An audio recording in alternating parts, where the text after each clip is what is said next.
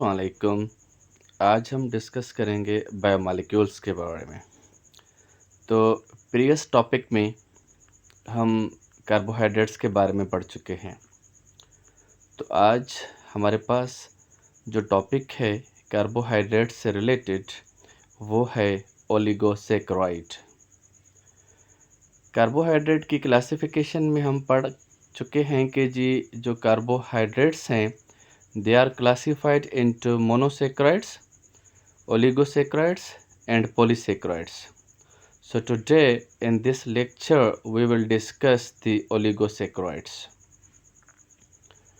Oligosaccharides consists of 2 to 10 monosaccharides. तो जो ओलिगोसैकराइड हैं वो तकरीबन उनमें 2 से 10 मोनोसैकराइड्स आ जाते हैं। अगर 2 सैकराइड्स हो 2 मोनोसैकराइड्स हो तो उनको डायसैकराइड कहा जाता है, 3 हो तो ट्राइसैकराइड कहा जाता है, 4 हो तो टेट्रासैकराइड कहा जाता है, pentasaccharide and so on. Oligosaccharides less sweet होते हैं, less soluble in water, can be hydrolysed into simple sugars. मतलब ओलिगोसैकराइड्स को हम when the oligosaccharides are broken down they form monomers. तो मतलब हम उनको सिंपल शुगर्स में हाइड्रोलाइज कर सकते हैं। मोस्ट कॉमन जो ओलिगोसैकराइड होती है वो है डायसैकराइड। सो डायसैकराइड में हमारे पास क्या होता है कि जब दो मोनोसैकराइड मिलते हैं तो डायसैकराइड बनती है। डायसैकराइड की एग्जांपल्स में हमारे पास है सक्रोज, माल्टोज एंड लैक्टोज। तो जो सक्रोज है, दो मोनोसैकराइड ग्लूकोज एंड फ्रक्टोज मिलके सक्रोज बनाते हैं। इससे पहले हम डिस्कस करेंगे कि जो मोनोसैकराइड्स होते हैं वो 2 तरह के होते हैं। They can either be alpha और बी बीटा। वो अल्फ़ा भी हो सकते हैं, बीटा भी हो सकते हैं। If we talk about the glucose, कि ग्लूकोज की हम बात करें तो अल्फ़ा ग्लूकोज भी होती है और बीटा ग्लूकोज भी होती है। सो हमें कैसे पता चले कि अल्फ़ा कौन सी है और बीटा कौन सी है?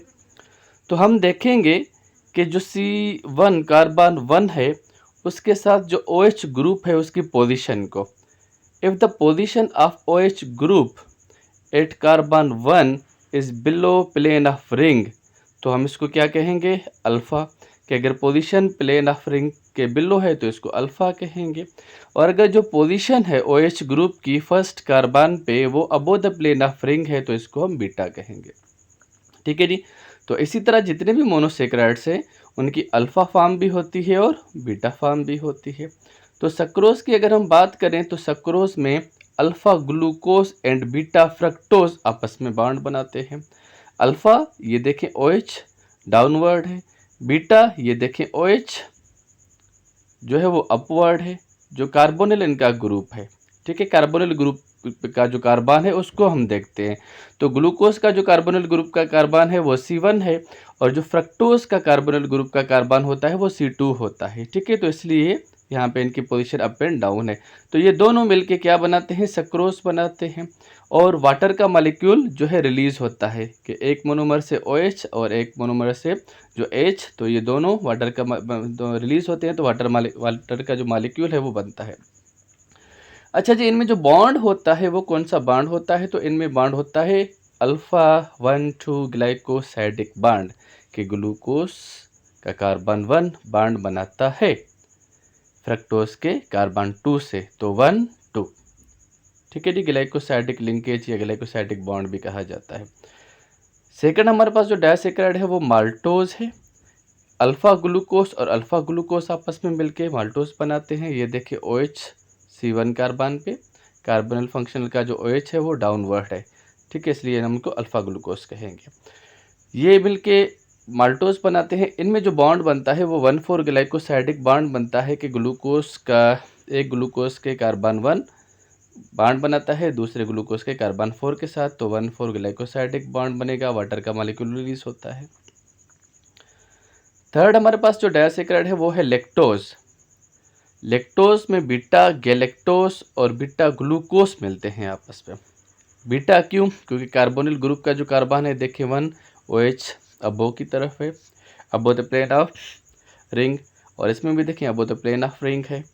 तो ये दोनों मिलके लेक्टोज बनाते हैं और इनमें जो बॉन्ड बनेगा वो 1,4 ग्लाइकोसाइडिक बॉन्ड बनेगा, वाटर का मॉलिक्यूल रिलीज होगा। अच्छा जी, तो ये चीज़ें हो गई। और जनरल जो फार्मूला होता है हमारे पास डायसैकेराइड का वो होता है C12H22O11, ठीक है। और ग्लूकोज की जो रिंग्स होती हैं वो 6 रिंग बनती हैं, गैलेक्टोज में भी 6 रिंग्स बनती हैं, लेकिन जो फ्रक्टोज है उसमें 5 रिंग्स बनती हैं। ये प्रीवियस लेक्चर्स में हम पढ़ चुके हैं कि रिंग स्ट्रक्चर में, ठीक है। तो ग्लूकोज की जो 6 रिंग होती हैं, गैलेक्टोज की 6 रिंग्स होती हैं, इनको पायरेनोसिस कहा जाता है। जैसे पहले हम ग्लूकोपायरेनोज पढ़ चुके थे। और 5 रिंग्स को फरेनोसिस कहा जाता है, जैसे हमने राइबोफरेनोज के बारे में डिस्कस किया था। अच्छा जी, उसके बाद ओलिगोसेक्राइड्स हम पढ़ रहे हैं कि जो मोस्ट कॉमन जो ओलिगोसेक्राइड है वो डायसेक्राइड होती है, ठीक है। अच्छा, एक और भी क्लासिफिकेशन होती है कि जो ओलिगोसेक्राइड्स में डायसेक्राइड्स होते हैं वो रेड्यूसिंग भी होते हैं और नॉन रेड्यूसिंग भी होते हैं। अच्छा, तो सबसे पहले जो मोनोसेक्राइड्स हैं वो सारे रेड्यूसिंग होते हैं, ठीक है। अब हम डायसेक्राइड्स की बात करेंगे कि डायसेक्राइड्स को फर्दर क्लासीफाई किया गया है रेड्यूसिंग एंड नॉन रेड्यूसिंग में। तो हम इनको रेड्यूसिंग क्यों कहते हैं? Why, what is the reason कि रेड्यूसिंग का मतलब होता है कि presence of free aldehyde or keto group, ठीक है। ये आपने गौर से समझना है कि इसमें क्या होता है कि जो अल्डिहाइड ग्रुप है या कीटो ग्रुप है वो फ्री होता है, ठीक है। फॉर एग्जांपल अगर हम यहाँ पे देखें कि इसका जो C1 है वो अल्डिहाइड ग्रुप है, ग्लूकोज में जो C1 होता है, कार्बन 1 होता है, वो अल्डिहाइड ग्रुप है, ठीक है जी। तो इसी तरह ये जो माल्टोज है हमारे पास वो रेड्यूसिंग शुगर है, क्योंकि इसमें एक फ्री अल्डिहाइड ग्रुप होगा। कैसे? जब ग्लूकोज और ग्लूकोज आपस में बॉन्ड बनाते हैं तो माल्टोस बनता है, और इसमें कौन सा बॉन्ड होता है? 1,4 ग्लाइकोसाइडिक बॉन्ड होता है, ठीक है। अब इस ग्लूकोज का जो ये C1 है अल्डिहाइड, ये इसने इसके साथ बॉन्ड बना लिया है, मतलब ये फ्री नहीं है। लेकिन अगर इस ग्लूकोज को देखें हम कि इस ग्लूकोज का जो अल्डिहाइड है C1 वो फ्री है, तो मतलब ये किसी के साथ अब फर्दर बॉन्ड बना सकता है। अगर हम यहाँ पे अगर एक और ग्लूकोज का मॉलिक्यूल ऐड करेंगे तो ये इसके साथ बॉन्ड बनाएगा, ठीक है, क्योंकि इसमें जो एक अल्डिहाइड है वो फ्री है, ठीक है, ये बॉन्ड बना सकता है। तो इनको हम रेड्यूसिंग कहते हैं। रेड्यूसिंग का मतलब होता है कि इसमें फ्री जो है वो अल्डिहाइड ग्रुप होता है और ये फर्दर ऑक्सीडाइज होकर अदर सब्सटेंस को रेड्यूस कर सकता है। तो maltose and lactose are the example of reducing sugars, ठीक है। यहाँ पे हम देखते हैं कि ये जैसे मैंने आपको बताया कि देखें फ्री अल्डिहाइड ग्रुप है माल्टोस में, तो इसी तरह अगर हम लेक्टोस में देखेंगे तो लेक्टोस में क्या होता है? Beta galactose and beta glucose bond बनाते हैं, 1,4 ग्लाइकोसाइडिक बॉन्ड। अच्छा, अब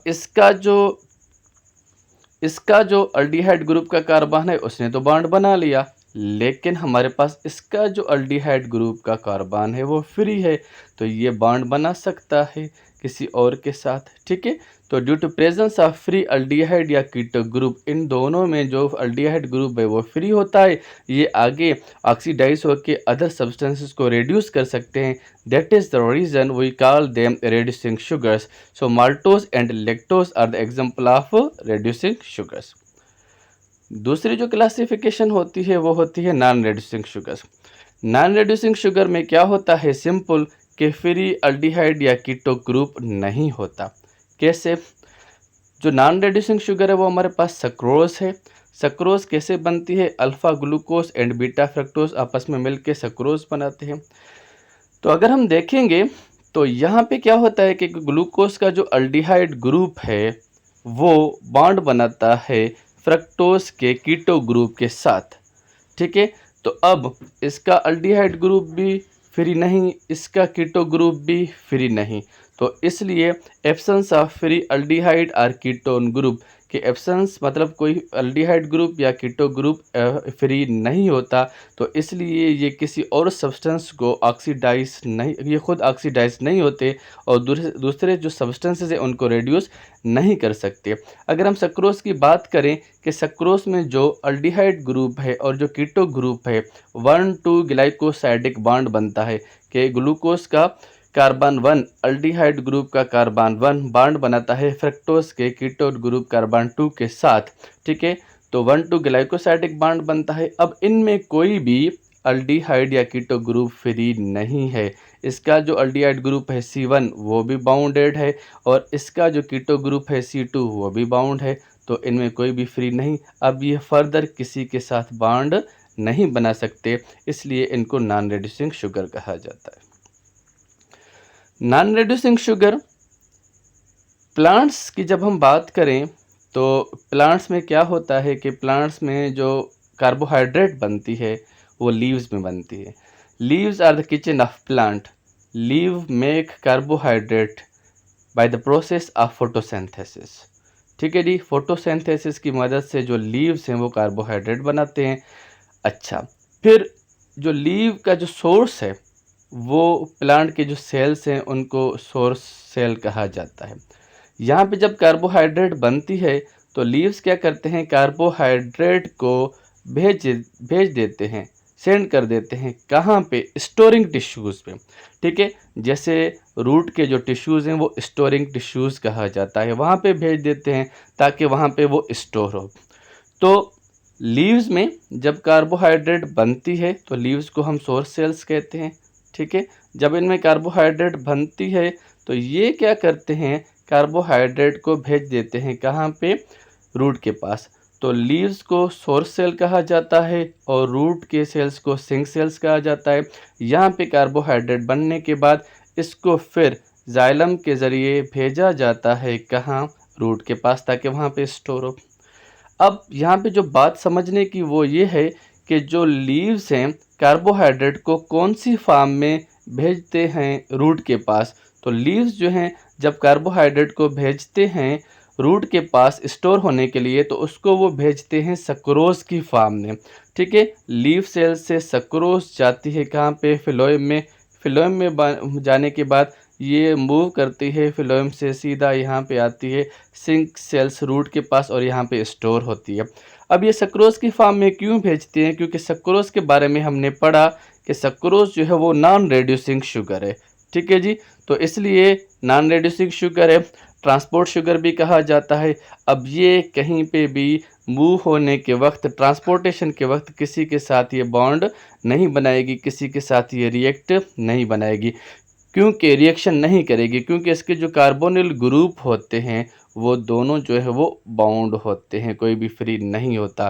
तो इसलिए कि ये जो कार्बोहाइड्रेट है वो लीफ से, सोर्स सेल से सक्रोज की फॉर्म में मूव होती है जाइलम के ज़रिए और आती है सिंक सेल्स में, रूट्स में, यहाँ पे स्टोर होती है।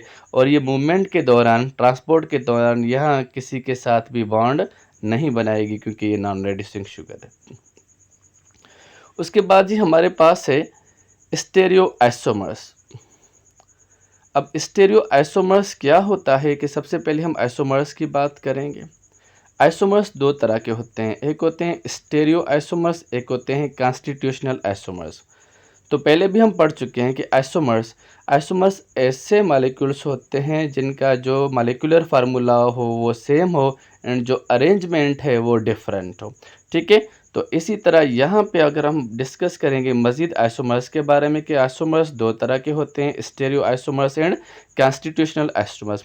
तो स्टेरियो जो आइसोमर्स हैं उनको स्पाशियल आइसोमर्स भी कहा जाता है कि 3 डायमेंशनल अरेंजमेंट, इनकी जो अरेंजमेंट होती है वो 3 डायमेंशनल अरेंजमेंट होती है। और दूसरे जो होते हैं वो कॉन्स्टिट्यूशनल आइसोमर्स होते हैं, स्ट्रक्चरल आइसोमर्स, जैसे हम ग्लूकोज और गैलेक्टोज के बारे में पढ़ चुके हैं, ये एक दूसरे के स्ट्रक्चरल आइसोमर्स है। अब स्टेरियो आइसोमर्स को फर्दर हमने डिवाइड किया है किसमें, एनेंटियोमर्स एंड डायस्टेरियोमर्स। ठीक है, अब स्टेरियो आइसोमर्स क्या होते हैं, ये ऐसे मॉलिक्यूल्स होते हैं जैसे मैंने आपको बताया कि 3 डायमेंशनल जब अरेंजमेंट में होते हैं, और इनमें फर्दर हमारे पास एनेंटियोमर्स एंड स्टेरियोमर्स होते हैं। तो इनेंटियोमर्स क्या होते हैं? मिरर इमेज आइसोमर्स होते हैं और ये नॉट मिरर इमेज आइसोमर्स होते हैं। तो स्टेरियो आइसोमर्स की अगर हम बात करें तो इसमें जो फर्दर क्लासिफिकेशन होती है वो होती है enantiomers. Means molecules are the mirror images of each other. ठीक है, enantiomers molecules are the mirror images of each other. तो इनको हम डी ग्लूकोज और एल ग्लूकोज कहते हैं और हम इनको स्टेरियो आइसोमर्स कहते हैं, इनेंटियोमर्स कहते हैं, क्योंकि ये एक दूसरे की मिरर इमेजेस होते हैं। तो इस हिसाब से हमें कैसे पता चले कि ये जो है वो स्टेरियो आइसोमर्स हैं, इनेंटियोमर्स हैं? तो हम क्या करते हैं, सेकंड लास्ट जो कार्बन है उस पे OH ग्रुप को देखते हैं। यहाँ पे हमने कॉन्स्टिट्यूशनल आइसोमर्स में क्या देखा था, फोर्थ कार्बन में OH ग्रुप को देख रहे थे कि राइट और लेफ्ट पे है। ठीक है, अब यहाँ पे हम देखेंगे सेकंड लास्ट जो कार्बन है उसके OH ग्रुप को देखेंगे। अगर वो राइट साइड पे है तो इसको हम डी ग्लूकोज कहेंगे, अगर वो लेफ्ट साइड पे है तो उसको हम एल ग्लूकोज कहेंगे। तो इस तरह ऐसे ग्लूकोज के मालिक्यूल्स जिसमें सेकंड लास्ट जो कार्बन है वो राइट साइड पे है तो उसको हम डी ग्लूकोज कहते हैं, लेफ्ट पे है तो उसको हम एल ग्लूकोज कहते हैं। डी का मतलब होता है Dexter, dextro mean right, and L का मतलब होता है लीवो, लीवो मीन लेफ्ट। तो इनको हम स्टेरियो आइसोमर्स या इनेंटियोमर्स कहते हैं। ठीक है, molecules are the mirror images of each other. जो मोस्टली ग्लूकोज शुगर्स होते हैं हमारी बॉडी में वो राइट हैंडेड होते हैं और जो टेस्ट होती है right handed and left handed की वो सेम होती है, लेकिन हमारी बॉडी में जो मेटाबोलाइज होते हैं वो राइट हैंडेड ग्लूकोज होते हैं, क्योंकि राइट हैंडेड हमारे पास जो एंजाइम्स होते हैं वो राइट हैंडेड होते हैं तो वो उनको मेटाबोलाइज करते हैं। जो डायबिटिक पेशेंट है उनके लिए लेफ्ट हैंडेड ग्लूकोज इस्तेमाल की जाती है। उनकी स्वीटनेस तो सेम होती है लेकिन उनकी मेटाबॉलिज्म नहीं होती। अच्छा जी, तो आइसोमर्स की क्लासिफिकेशन में हमने पढ़ लिया कि स्टेरियो आइसोमर्स के ये 3 डायमेंशनल होते हैं, कॉन्स्टिट्यूशनल ये स्ट्रक्चरल होते हैं। स्टेरियो आइसोमर्स में फर्दर इनेंटियोमर्स होते हैं जो मिरर इमेजेस होते हैं। मिरर इमेजेस के हिसाब से इनको हम डी ग्लूकोज या एल ग्लूकोज कहते हैं और डाई स्टेरियो आइसोमर्स होते हैं वो एक दूसरे के मिरर इमेजेस नहीं होते। तो डाई स्टेरियो आइसोमर्स में हम देखेंगे, ये देखें ये एक दूसरे के मिरर इमेजेस नहीं है। इनमें फिर सिस एंड ट्रांस आइसोमर्स होते हैं। ठीक है, सिस एंड ट्रांस आइसोमर्स में क्या होता है कि जो फंक्शनल जो ग्रुप है इसमें सेम जो है वो प्लेन पे होता है और इसमें जो है अपोजिट साइड ऑफ प्लेन पे होता है। अच्छा, डायस्टेरियो आइसोमर्स में फर्दर कन्फर्मर्स होते हैं। कन्फर्मर्स क्या होते हैं? Molecules with the same structural formula but with different shape. Same structural formula होता है, डिफरेंट शेप होती है, इनको कन्फर्मर्स कहते हैं और इनको रोटामर्स कहते हैं, क्योंकि ड्यू टू रोटेशंस अबाउट 1 और मोर बॉन्ड्स ये रोटेशन फॉर्म में होते हैं तो इसलिए हम इनको रोटामर्स भी कहते हैं। थैंक्स।